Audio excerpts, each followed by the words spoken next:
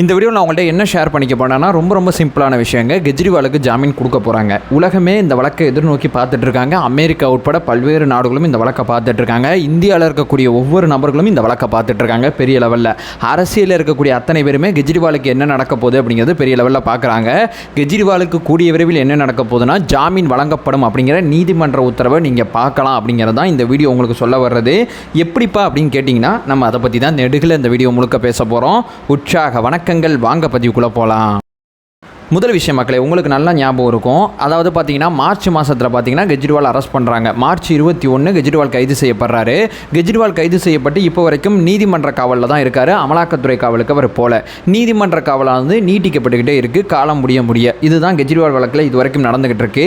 கெஜ்ரிவால் தரப்புலேருந்து இந்த வழக்கை எப்படி நடத்துகிறாங்கன்னா ரெண்டு ஆங்கிளில் நீதிமன்றத்தில் வழக்கு நடத்துகிறாங்க. ஒரு ஆங்கிள் என்னன்னா கெஜ்ரிவாலை கைது பண்ணதே தப்பு அப்படிங்கிற முதல் வழக்கை போடுறாங்க. கெஜ்ரிவாலை கைது பண்ணுறதே தப்பு அப்படிங்கிற அந்த முதல் வழக்கு போடும்போது நீதிபதியை கேட்டார், என்னப்பா ஜாமீன் கிமீன்லாம் கேட்க மாட்டீங்களா அப்படின்னு கேட்கும்போது கைது பண்ணுறதே தப்புன்னு சொல்கிறோம், அப்புறம் ஜாமீன் கைது பண்ணுறது தப்புன்னு ஒரு தீர்ப்பு நீங்கள் கொடுத்தீங்கன்னா ஜாமீன் தேவையில்லை.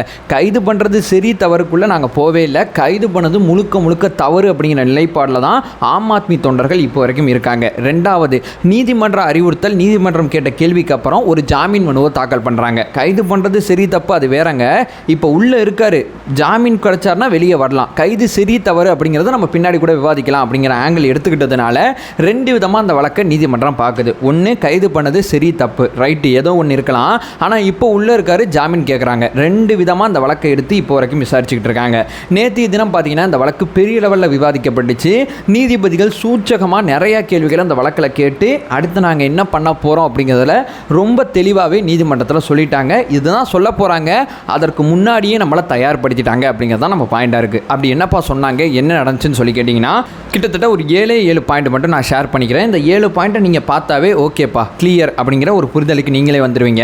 நம்மளோட முதல் பாயிண்ட் என்னன்னு சொல்லி கேட்டிங்கன்னா இடி இந்த பக்கம் பார்த்தீங்கன்னா கெஜ்ரிவால் தரப்பு ரெண்டு பேரும் தான் நீதிமன்றத்தில் மாறி வாதங்களை முன்வைக்கிறாங்க. ஸோ ஜாமீன் சம்மந்தப்பட்ட வழக்கு இப்போ விசாரிக்கப்படுது. கெஜ்ரிவால் கைது சரி தவறு அப்படிங்கிறது ஒரு பக்கம் தள்ளி இருக்கு. ஜாமீனை இப்போ விசாரிக்கிறாங்க. ஜாமீன் சம்மந்தப்பட்ட விஷயத்தை விசாரிக்கும் போது கெஜ்ரிவால் தரப்பு என்ன சொல்கிறாங்கன்னா, சார் இவர் ஒரு அரசியல்வாதி சார், அது மட்டும் இல்லாமல் ஒரு முதலமைச்சர், இந்த நேரத்தில் லோக்சபா எலெக்ஷன் நடக்குது, பிரச்சாரம் பண்ணணும், ரொம்ப கிளியராக இருக்காங்க, பிரச்சாரம் பண்ணணும், கொஞ்சம் வெளியே விட்டிங்கன்னா கொஞ்சம் வசதியாக இருக்கும். பிரச்சாரத்தை முடித்த பிறகு இந்த வழக்கில் என்ன நடக்குது அப்படிங்கிறத பார்த்துட்டு சில முடிவுகள் எடுக்கலாம். ஸோ இப்போதைக்கு இந்த ஜனநாயக நாட்டில் ஒரு அரசியல்வாதி பிரச்சாரம் பண்ண வேண்டிய அந்த தருணத்தில் முக்கியமான சமயத்தில் ஜெயிலுக்குள்ளே இருக்கார், பிரச்சாரத்துக்காண்டி தான் நாங்கள் ஜாமீன் கேட்குறோம் அப்படிங்கிறதுல ரொம்ப கிளியராக இருந்தாங்க. இந்த பக்கம் பார்த்தீங்கன்னா இடி தரப்பு என்ன சொல்கிறாங்கன்னா, பிரச்சாரத்துக்கு ஜாமீனா, இடி சம்மந்தப்பட்ட வழக்கில் ரெண்டு விஷயத்தை சொல்லி ஜாமீன் கேட்கலாம். சார் உடம்பு சரியில்லை சார், அவர் கொஞ்சம் பாவம் சார், அவர் கொஞ்சம் வெளியே விட்டிங்கன்னா வழக்கு விசாரணைலாம் நடக்கட்டும் சார், ஜெயிலுக்குள்ளே அவரால் இருக்க முடியாது சார், தண்டனை கொடுத்து வச்சுக்கிட்டிங்கன்னா சரி சார், பாவம் சார் கொஞ்சம் உடம்பு சரியில்லாமல் இருக்கார் அப்படிங்கிற ஆங்கிளை கேட்கலாம். ஒன்று.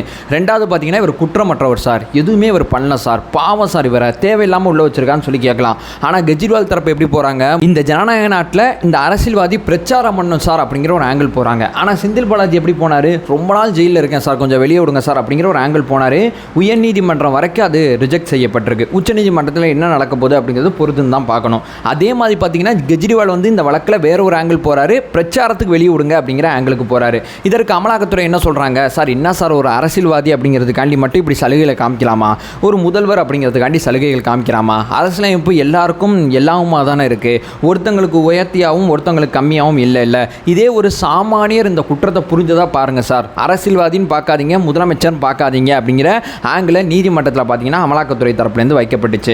இப்போ மூணாவதா என்ன சொல்றாங்கன்னு சொல்லி கேட்டிங்கன்னா, இந்த இடத்துல பார்த்தீங்கன்னா நீதிபதி ஒரு விஷயத்தை தெளிவுபடுத்துறாங்க. நாங்கள் கொஞ்சம் பரந்த கண்ணோட்டத்தை இதை பார்க்க விரும்புகிறோம். ஒரு லோக்சபா எலெக்ஷன் ஆனது 5 வருஷத்துக்கு ஒருக்க தான் நடக்க போகுது.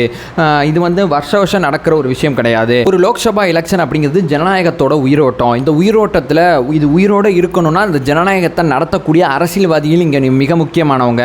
ஸோ எலெக்ஷன் டேத்தில் ஜாமீன் அப்படிங்கிறத நாங்கள் கொஞ்சம் கன்சிடர் பண்ணுறதுக்கு எல்லாமான வாய்ப்புகள் இருக்குது அப்படிங்கிற மாதிரி நீதிபதிகள் சில விஷயத்தை சொல்லிட்டாங்க. அதற்கு அமலாக்கத்துறை நாளாக என்ன சொல்கிறாங்கன்னா, சார் இவர் மோசடி பேர்வழி சார், 100 கோடி ரூபா ஹவாலா பணம் பரிமாற்றம் பண்ணியிருக்கார் சார், பணத்தை வாங்கிட்டு பார்த்தீங்கன்னா கோவா எலெக்ஷனில் போய் செலவு பண்ணியிருக்கார் சார், இவருக்கும் தீவிரவாதிக்கும் தொடர்பு இருக்குது சார், என்ஐஏ சம்மந்தப்பட்ட ஒரு வழக்கு இருக்குது சார், நீங்கள் அப்படிலாம் பார்க்காதீங்க சார், அரசியல் ஜனநாயகம் இப்படிலாம் பார்க்காதீங்க சார், இவர் ஒரு ஊழல் பேர்வழி சார் அப்படிங்கிற மாதிரி ஒரு ஆங்கிளை முன்வைக்கிறாங்க. அப்போ நீதிபதி குறிப்பிட்ட 5வது தான் என்ன கேட்குறாங்க, 100 கோடியா அன்னைக்கு 1100 கோடி நீங்கள் இன்றைக்கி 100 கோடிங்கிறீங்க. உங்களுக்கே முதல்ல கிளியர் இருக்கா? 100 கோடியா 1100 கோடியா? கெஜ்ரிவால் கைதுக்கு முன்னாடி இந்த வழக்கில் என்னென்ன மாதிரி விஷயங்களை கண்டுபிடிச்சிங்க? கைது ஏன் பண்ணீங்க? கைதுக்கு அப்புறம் என்னென்ன மாதிரி விஷயங்களை கண்டுபிடிச்சிருக்கீங்க?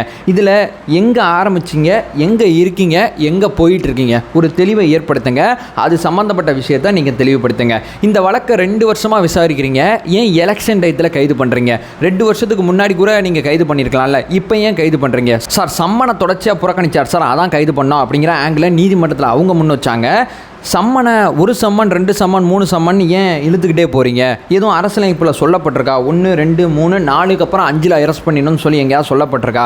கைது அப்படிங்கிறது நீங்கள் எடுக்கிற முயற்சி தானே. இது ஏன் லோக்சபா எலெக்ஷனுக்கு முன்னாடி பண்ணுறீங்க? இதை பற்றி எங்களுக்கு ஒரு புரிதலை ஏற்படுத்துங்க. இந்த கைதுக்கான காரணம் என்ன? கைது பண்ணுறதுக்கு முன்னாடி இதில் என்னென்ன மாதிரி விஷயங்கள் இருந்துச்சு, கைதுக்கு அப்புறம் என்னென்ன மாதிரி விஷயங்கள் இருக்க ஒரு தெளிவை ஏற்படுத்துங்க அப்படிங்கிற மாதிரி நீதிபதிகள் சில கேள்வி கேட்டிருந்தாங்க. 6வது பார்த்தீங்கன்னா கெஜ்ரிவால் தரப்புலேருந்து உங்களுக்கு ஜாமீன் கொடுத்தா நீங்கள் பிரச்சாரம் பண்ணலாம், அதில் மாற்று கருத்து இல்லை. ஆனால் முதலமைச்சராக பணி தொடரக்கூடாது, நீங்கள் அரசு ஆவணங்களில் சைன் பண்ணக்கூடாது, இந்த உத்தரவாதத்தை நீங்கள் கொடுப்பீங்களா அப்படின்னு சொல்லி கோர்ட்டில் கேட்டாங்க. உடனடியாக கெஜ்ரிவால் தரப்பு வழக்கறிஞர் என்ன சொல்லிட்டாருன்னா, இல்லைங்க நாங்கள் நிச்சயமாக அதெல்லாம் பண்ண மாட்டோம், துணைநிலை ஆளுநர் எதை சொல்கிறாரோ அது மட்டும்தான் கெஜ்ரிவால் செய்வார், முழுக்க முழுக்க பிரச்சார பணிக்காண்டி தான் ஜாமீன் கேட்குறோம் அப்படிங்கிற ஒரு தெளிவை நீதிமன்றத்தில் ஏற்படுத்தினாங்க. ஸோ இந்த ஒரு கேள்வி இருக்குது பார்த்தீங்களா, இந்த ஒரு கேள்வி மூலமாக தான் நீதிபதி சூச்சகமாக சொல்லியிருக்காரு.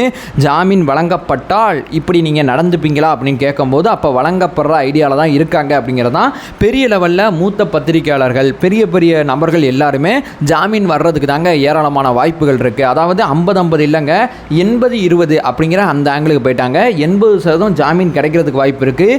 20% வேணால் நீதிமன்றத்தில் வைக்கப்படுற வாதம் அடிப்படையில் ஜாமீன் வழங்காமல் கூட இருக்கலாம் அப்படிங்கிற ஒரு ஆங்கிளில் சொல்கிறாங்க.